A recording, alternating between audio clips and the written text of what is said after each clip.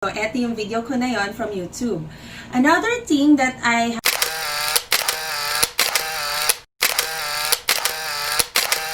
Hello everyone! Ayan, so last time nagkaroon na ako ng tutorial kung paano ang maging legit online seller through Shopee. Okay, so in that tutorial, I already taught you how to add products and at the same time on what are the details na kailangan nyo i-input to become a legit Shopee seller. So, eto yung video ko na yon from YouTube. Another thing that I have uploaded is how to have a hassle-free checkout for customers. So, kung paano natin isi-send yung link natin to customers for them to check out our products. And eto naman yung video ko na yon. Now, for this time naman, I am going to teach you and have a very short tutorial on how to arrange shipment and another thing, of course, how to print waybill. Ayan. So, at meron kasing times na mismong mga from Shopee na or from JNT or any courier na chinus ninyo na sila na yung may dalang waybill. Pero what if wala silang dalang waybill? So, I'm going to teach you how to print your product waybill. So come on, let's see and let's learn together. Please click subscribe.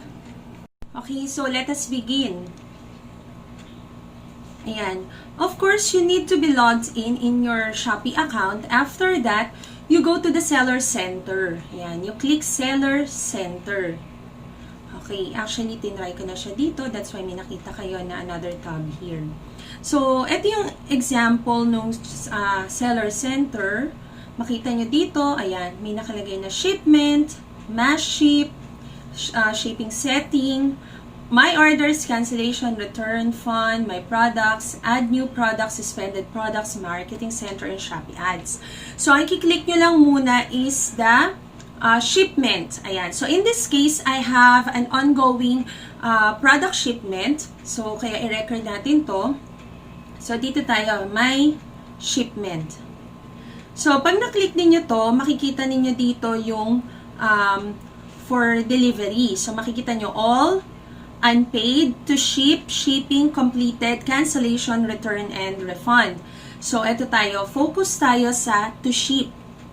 So, ito yung products. So, paano ngayon to? Sort by order, confirm. So, in this case, one lang naman to. Makikita nyo dito yung total price, status, countdown, all channels, and actions. So, you will see here, ito yung dalawang products and this is for COD. This is to ship. So, to avoid late shipment, please ship or arrange pick-up before 11/4/2020 or November 4, 2020. So, the courier is JNT. So, yun yung ibig sabihin ng all channels. For action naman, you will see here the order number or order ID and then click nyo yung arrange shipment. Okay? Arrange shipment. Okay, click natin. Arrange shipment. So, you will be asked by this one. No, I will drop off. Ibig sabihin nun, you will be the one to arrange all the products tapos pupunta ka sa JNT Center or do sa pinaka-office nila. Or you may also place here, I will arrange pick-up. JNT Express will collect parcel from your pick-up address.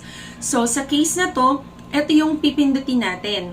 I will arrange pick-up. So, pag clinic ninyo I will arrange pick-up, makikita nyo dito na may check na siya sa taas. Confirm.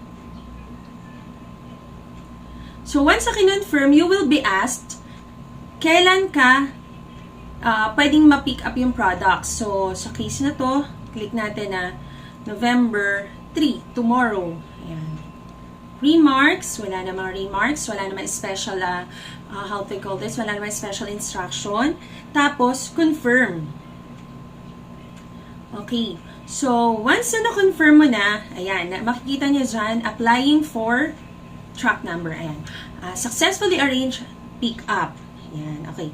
Dito na makikita na ninyo yung nakalagay na print waybill. Ayan, the first time that I did a Shopee checkout, I thought na yung courier, may dala sila na waybill. So, what happened is, on the spot, nandiyan na sila sa labas, nagpe-prepare pa ako ng waybill. So, mas mahirap kasi, kapag na-close mo na to, So, you really have to go over and over again with your product. So, not unlike this one, print waybill lang.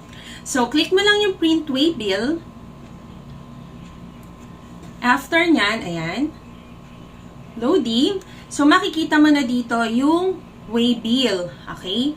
So, since I have to, how do you call this? I still have to transfer this one to another laptop kung saan naka-install yung printer. We will just save this one. Yan. Pwede namang i-save muna.